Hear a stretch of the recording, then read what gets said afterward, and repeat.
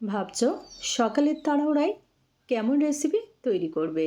হ্যাঁ, তাদের জন্য আজকের আয়োজনে থাকছে খুবই সহজ হেলদি একটা রেসিপি। আসসালামু আলাইকুম বন্ধুরা, সকলকে ওয়েলকাম জানাচ্ছি আজকের পর্বে। আটা আর ডিম দিয়ে তৈরি করে নিয়েছি ঝটপট সকালের জলখাবার। তো আশা করছি খুবই ভালো লাগবে। তাহলে চলো দেখে নিই। রেসিপি তৈরির জন্য শুরুতে একটা ব্যাটার তৈরি করব। এর জন্য নিয়ে নিচ্ছি আটা। এখানে 2 কাপ আটা নিয়ে নিচ্ছি।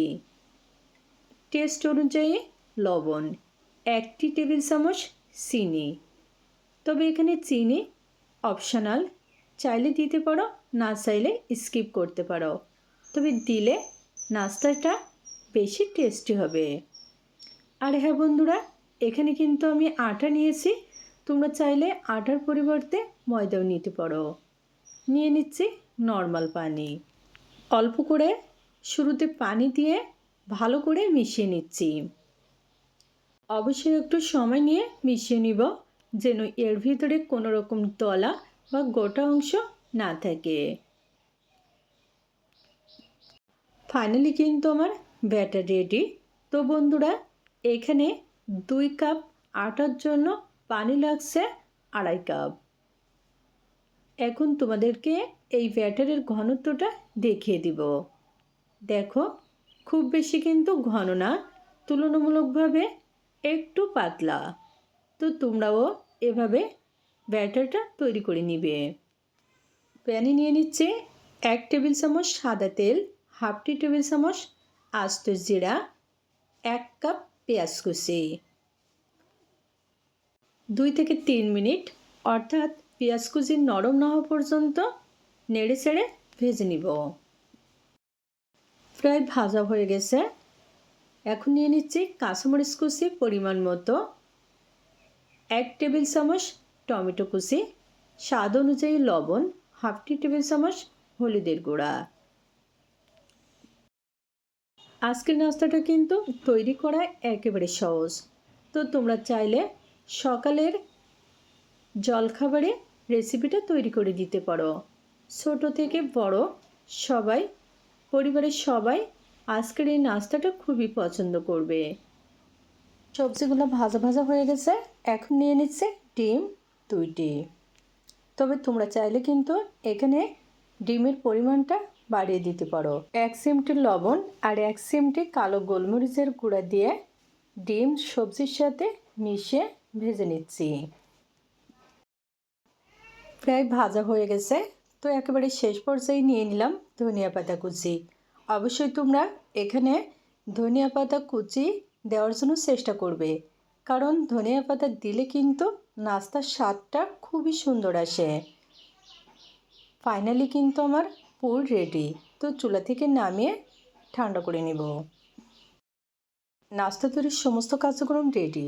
তো প্যানে অল্প একটু তেল দিয়ে ব্রাশের সাহায্যে এরকম করে চারিদিকে মাখিয়ে নিচ্ছি। প্যান রেডি, ব্যাটার দিয়ে দিচ্ছি। 2 চামচ ব্যাটার দিয়ে এরকম চামচের সাহায্যে মেলে নিতে হবে, তাহলে সব জায়গাতে সমান হবে ব্যাটার। আর হ্যাঁ বন্ধুরা, এই পর্যায়ে কিন্তু চুলার আঁচটা লো ফ্লেমে রাখতে হবে। উপরটা শুকিয়ে গেছে, এখন উল্টে নিচ্ছি। আর এখানে একটা গুরুত্বপূর্ণ টিপস হচ্ছে, ব্যাটার তৈরির আগে কিন্তু প্যানে অতিরিক্ত কোনো তেল দেওয়া যাবে না। একেবারে অল্প তেল দিয়ে ব্যাটার দিতে হবে। তো এই পর্যায়ে 1/2 টেবিল চামচ মতো সাদা তেল দিয়ে দিয়েছি। এই নাস্তা তৈরির জন্য কিন্তু অতিরিক্ত কোনো তেল লাগবে না, একেবারে অল্প তেলে নাস্তাটা তৈরি করে নেওয়া যায়। একটু সময় নিয়ে 2 থেকে 3 বার উল্টে পাল্টে এই রুটিটা ভালো করে ভেজে নিব, যেন রুটিটা একটু ক্রিস্পি হয়। তাহলে কিন্তু নাস্তাটাও অনেক বেশি টেস্টি হবে। দেখো, রুটি ভালো করে ভাজা হয়ে গেছে। এখন যে পুর তৈরি করে রেখেছিলাম সেখান থেকে পরিমাণ মতো পুর এরকম রুটির এক সাইডে দিয়ে দিচ্ছি।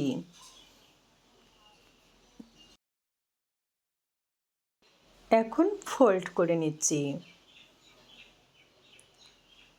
আসলে আজকের এই নাস্তাটা তৈরি করা একেবারে সহজ, তবে খেতে বেশ মজার আর সেই সাথে হেলদিও বটে। রোল করে তৈরি করে নিলাম। এখন 1 থেকে 2 বার এরকম একটু উল্টে ভেজে নিব। তবে এই পর্যায়ে কিন্তু চুলার আঁচটাই একেবারে লো ফ্লেমে রাখতে হবে। ব্যাস রেডি হয়ে গেল আজকের সকালের দারুণ মজার একটা নাস্তার আইটেম।